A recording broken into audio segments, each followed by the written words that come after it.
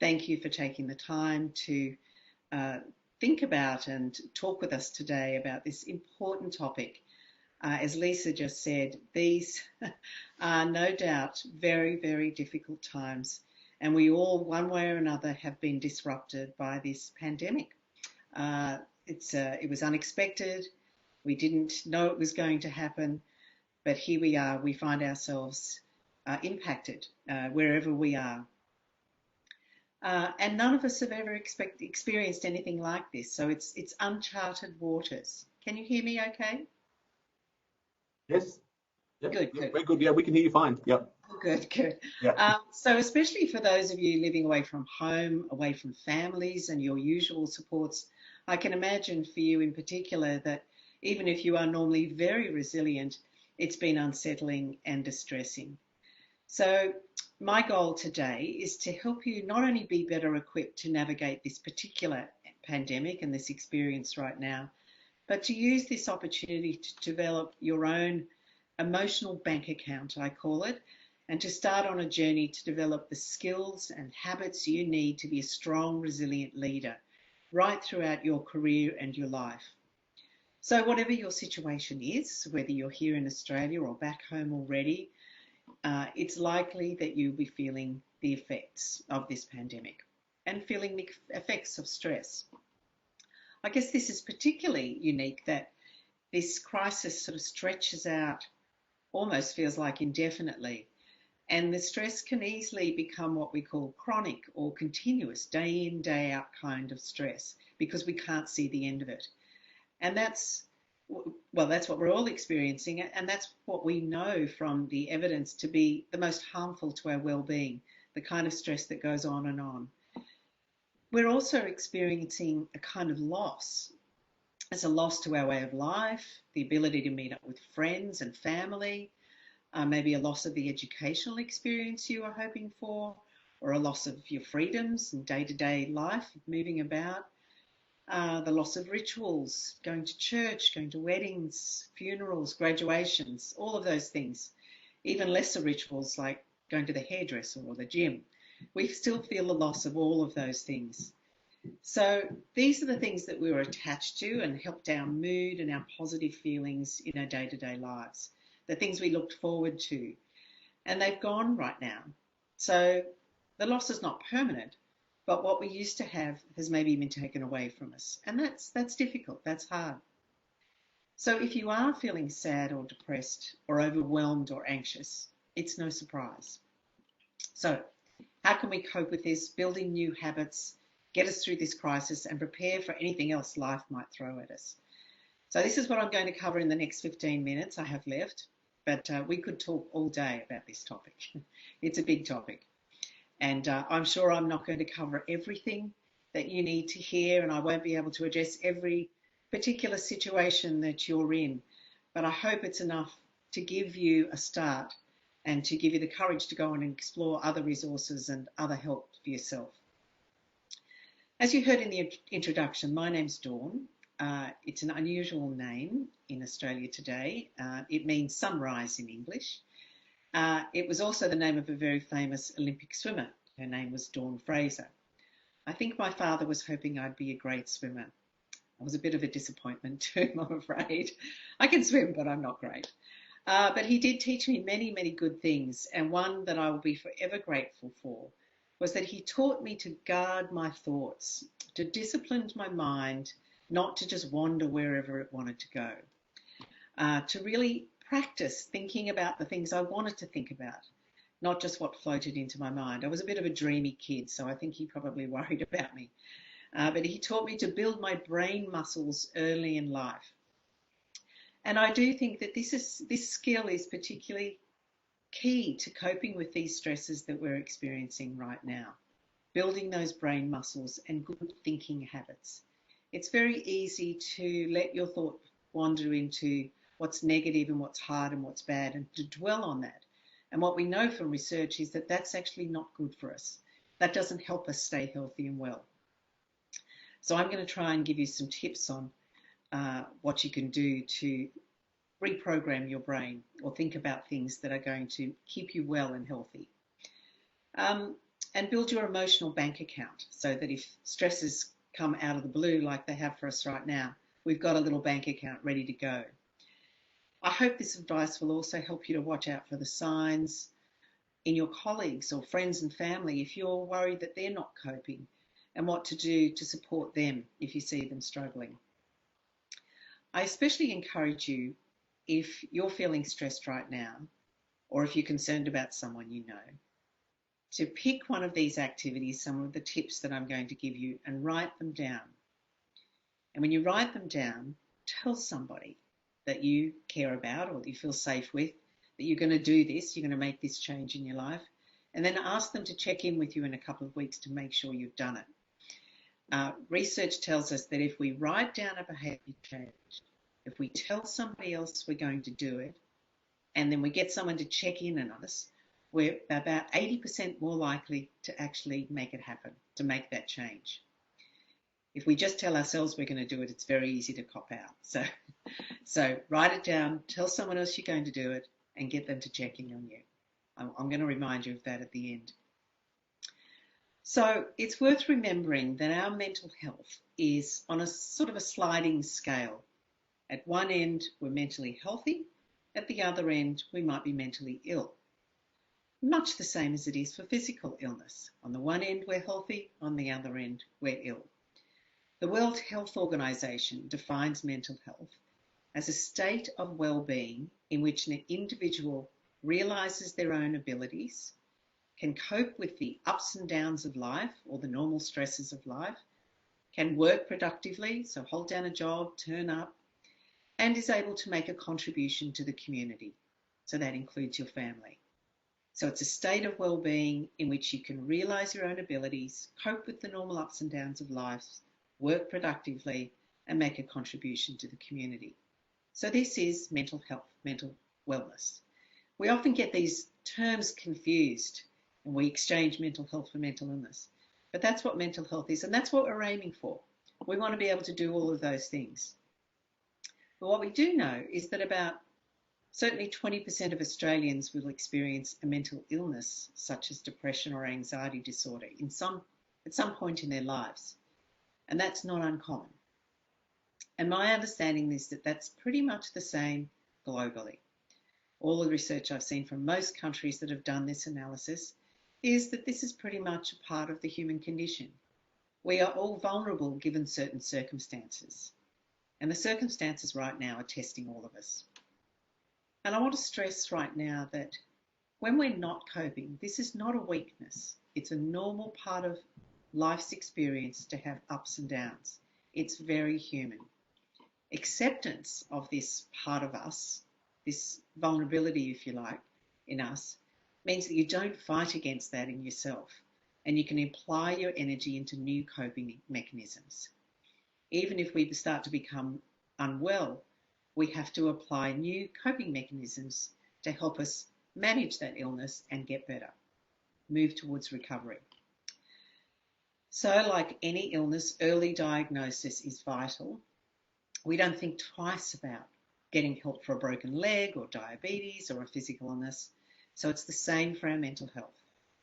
So how can we best cope with this without disrupting our past normal coping techniques? How do we build our emotional bank account? And what do we do when the inevitable stresses of life, pressures of work and family feel overwhelming? So I'm just going to step back for a moment and tell you a little story about me and my own family. When I was in my early 20s, I was travelling overseas, and while I was in the United States, I met up with an auntie I'd only met once before. During our conversation, she explained to me that her mother was still alive and in a mental asylum somewhere in Queensland. She didn't know where. My aunt's mother, Julia, was my father's sister, which meant that I had a grandmother that I had never known. Naturally, I was absolutely shocked, couldn't believe what I'd heard, but this started a chain of events that led to me finding my grandmother and reuniting her with my father and the rest of my family.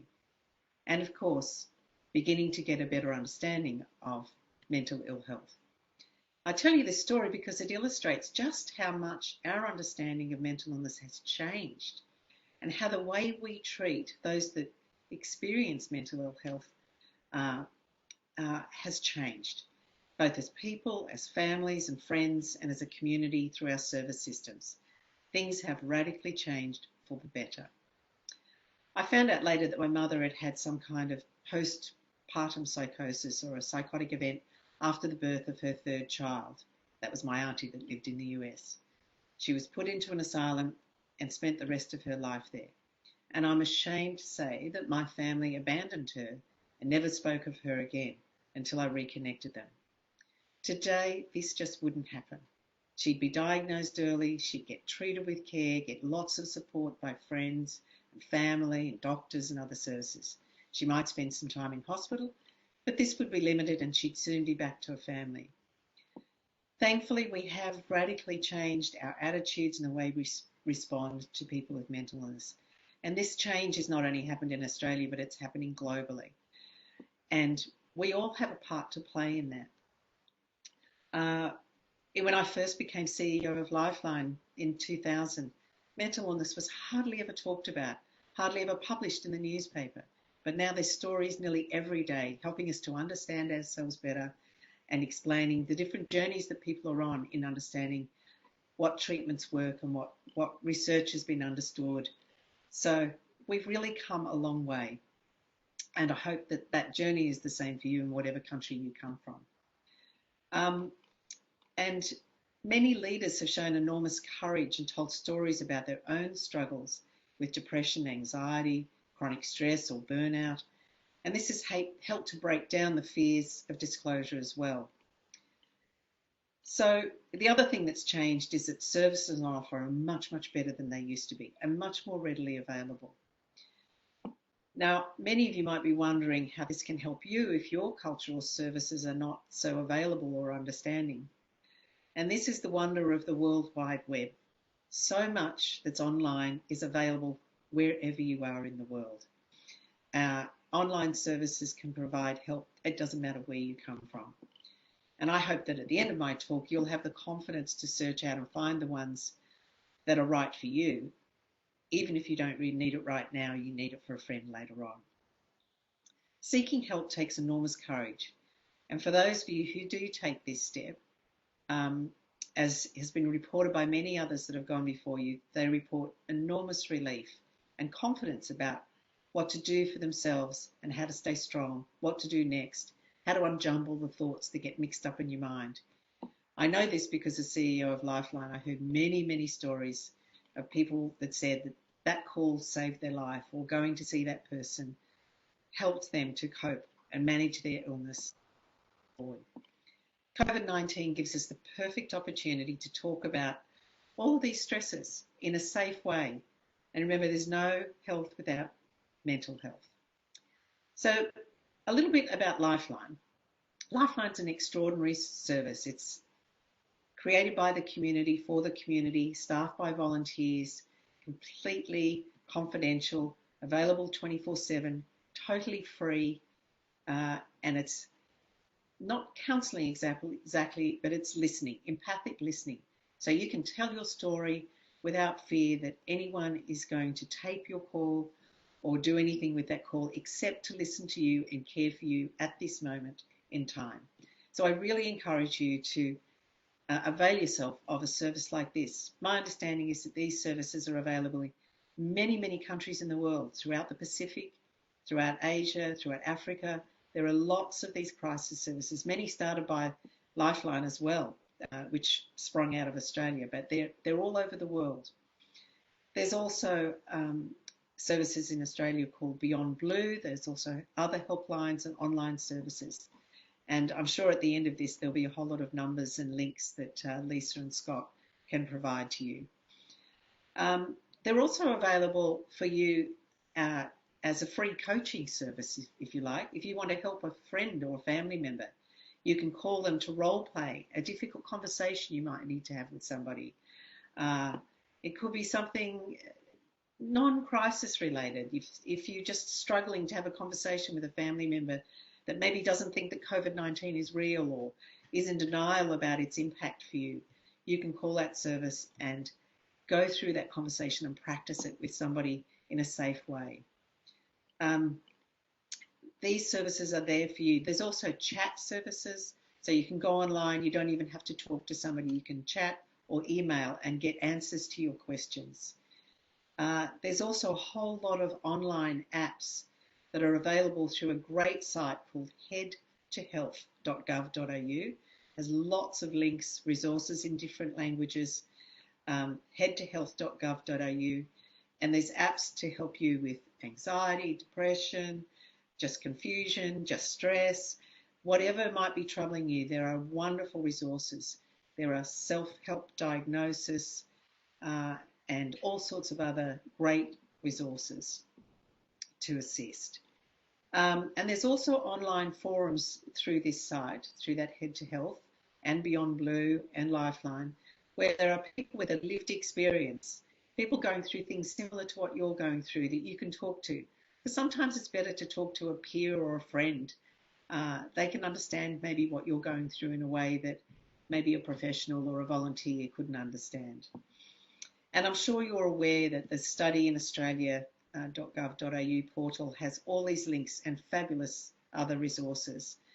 And of course, each of you have your own educational institutions that are there just for you. So very quickly, I know we're running out of time as we start a little bit late, but how do you know if you should be asking for help or support?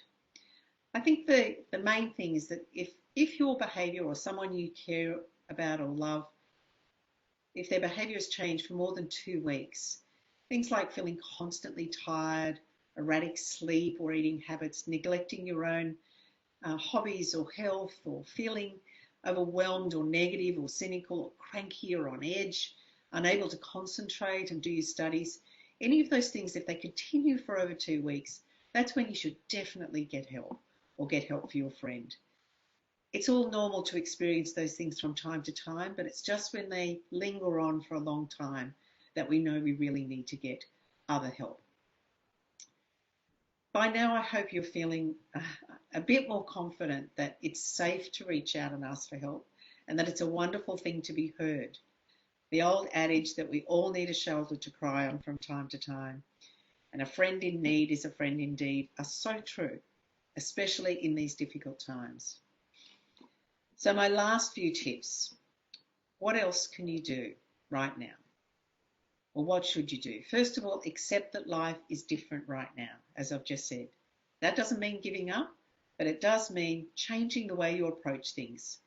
Things are different. Recognise the different aspects of loss. Maybe make a list of what's changed for you, what you've lost in particular, and then make a plan for how you replace each one of those with something that gives you joy, that builds that emotional bank account. Thirdly, expect less of yourself. These are difficult times, and we have to relearn where to get our energy from and how to cope with this additional stress. So don't put extra pressure on yourself. Be kind to yourself. Fourthly, learn what habits and thought patterns protect your well-being and enable you to feel positive each day. Start new rituals. One of my rituals is I try to think of 3 good things that happened in that day. And I try to do this at the end of the day when I'm about to go to sleep. Research has shown us that if we think about something positive and the good things that happened in the day, we actually wake up feeling more positive and happier. It's a great thing to teach your kids. 3 good things that happened in my day. Reprograms their brain. Practice deep breathing, even if it's just for 10 minutes a day. I get a bit tired about 3 o'clock in the afternoon. I just stop, turn everything off, lay down on the floor, 10 minutes deep breathing. Amazingly re-energizes things. Lay under your desk, hide away, doesn't matter. Tell people what you're doing. A lot of people find meditation and mindfulness really, really helpful, and there are great apps, zillions of them out there that are free, and I'm sure they'd be in your language. Practice meditation, and of course, regular exercise, essential. If that's not part of your life now, make sure that is for the rest of your life. Rest, get rest, essential. Don't stay up late every night. It's never good, but particularly not right now. It'll only make things worse. Focus on maintaining those friendships and strengthening those relationships. Find new ways to have fun. Have fun every day, something that makes you laugh. Watch the comedies, tell jokes, whatever makes you laugh, but find ways to have a laugh every day. And lastly, plan things to look forward to, especially something at the end of all this, some celebration, something to look forward to that you will make you feel good about this difficult time you've been through, because there's no doubt that it is difficult.